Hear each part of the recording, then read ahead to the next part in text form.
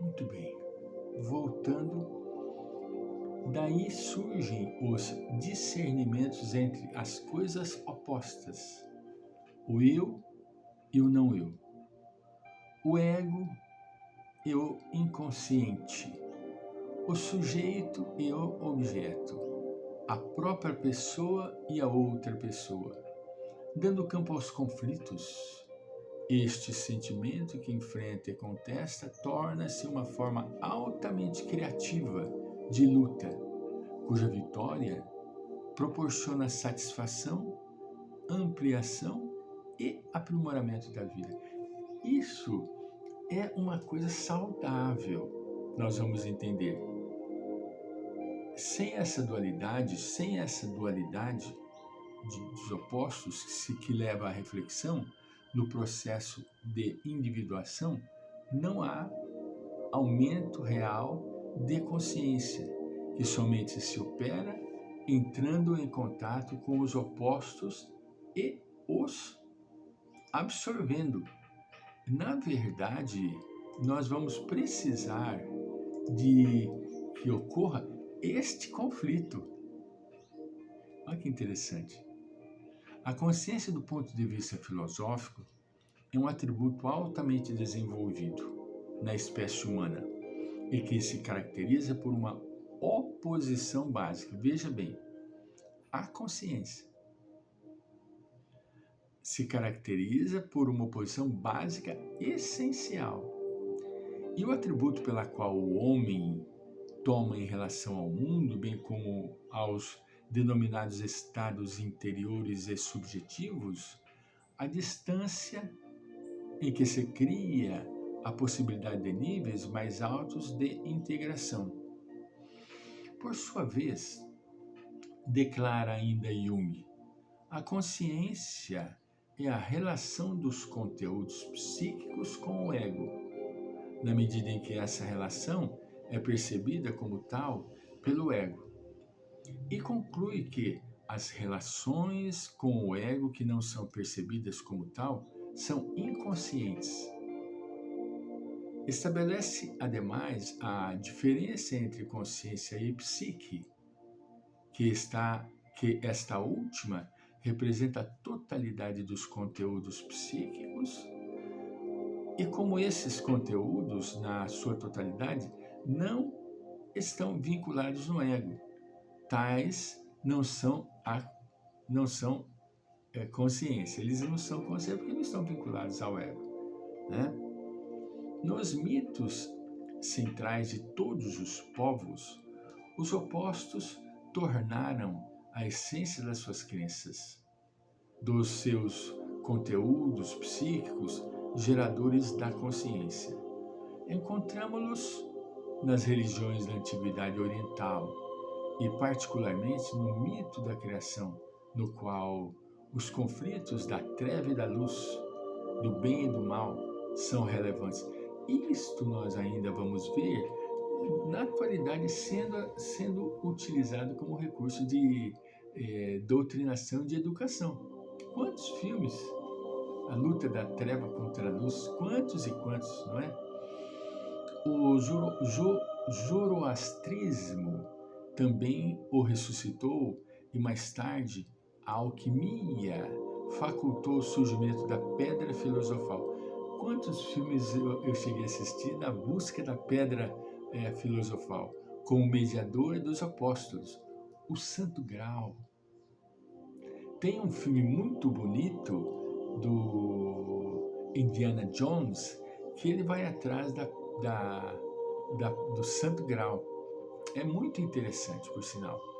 Como o depósito que compõe as bases da consciência humana a se avolumar através dos tempos, dando desde o início a ideia das suas várias expressões, tais a consciência moral, a consciência de fé, a consciência do dever, a consciência da justiça, a consciência de paz, a consciência de amor e assim por diante.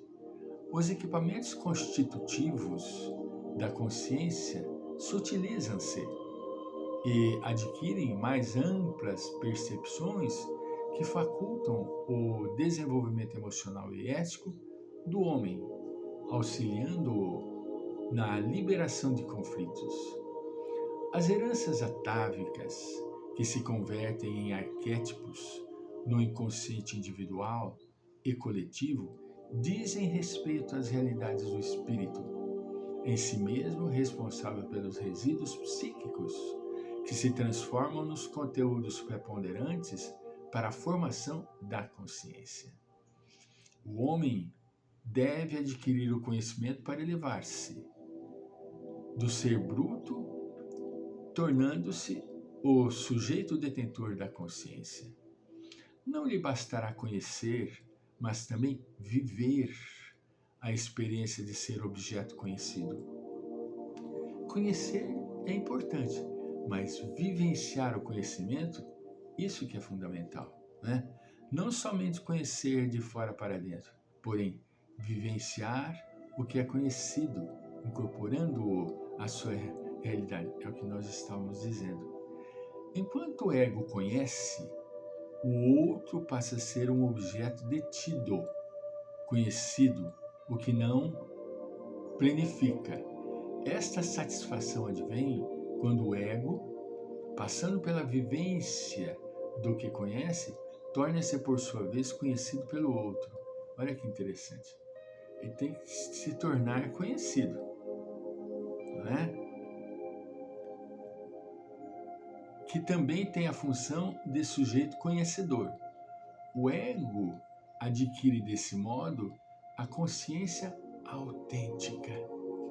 No momento em que é sujeito que conhece o objeto conhecido.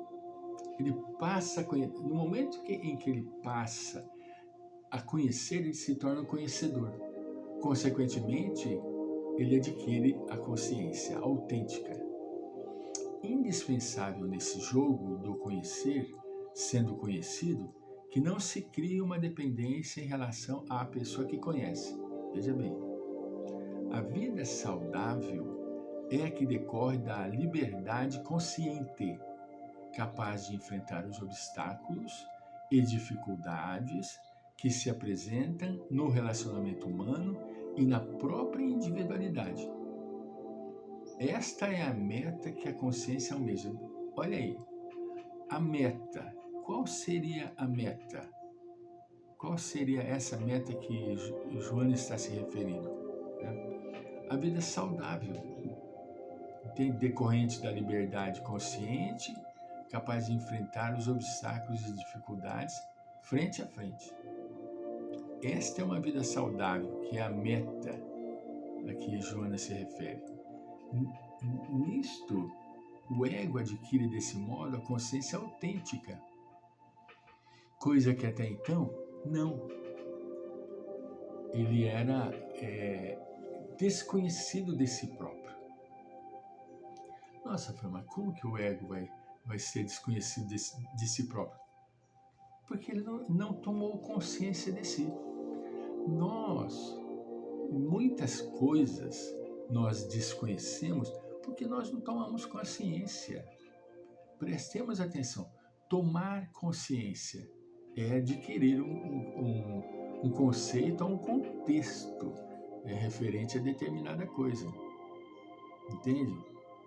Eu olho isso aqui. Estava vendo isso aqui. Eu de novo, hein? Estava vendo isso aqui. Mas no momento em que eu peguei, apalpei e tomei conhecimento de que isso é um cãozinho, de uma pelúciazinha, de brinquedo, eu passei a ter consciência de que aquilo é um cachorrinho de brinquedo, é uma fantasia. É indispensável, segundo Joana de Ângeles, nesse jogo do conhecer sendo conhecido, que não se cria uma dependência.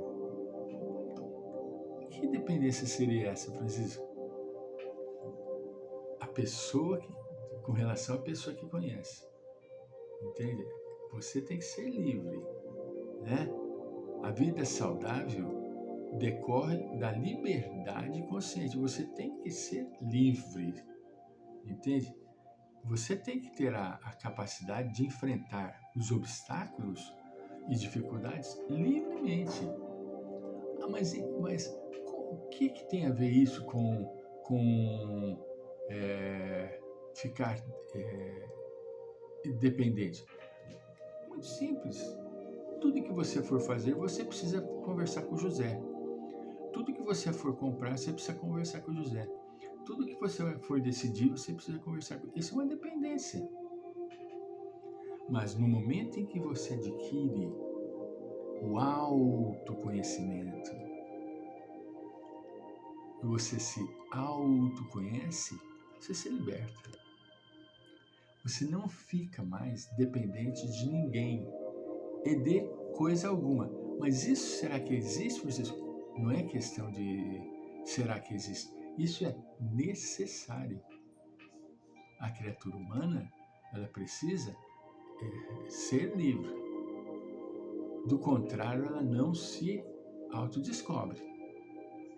Autodescobrir-se é fazer o exercício de ter a consciência daquilo que você é, daquilo que você reage segundo X, Y, Z. Voltaremos.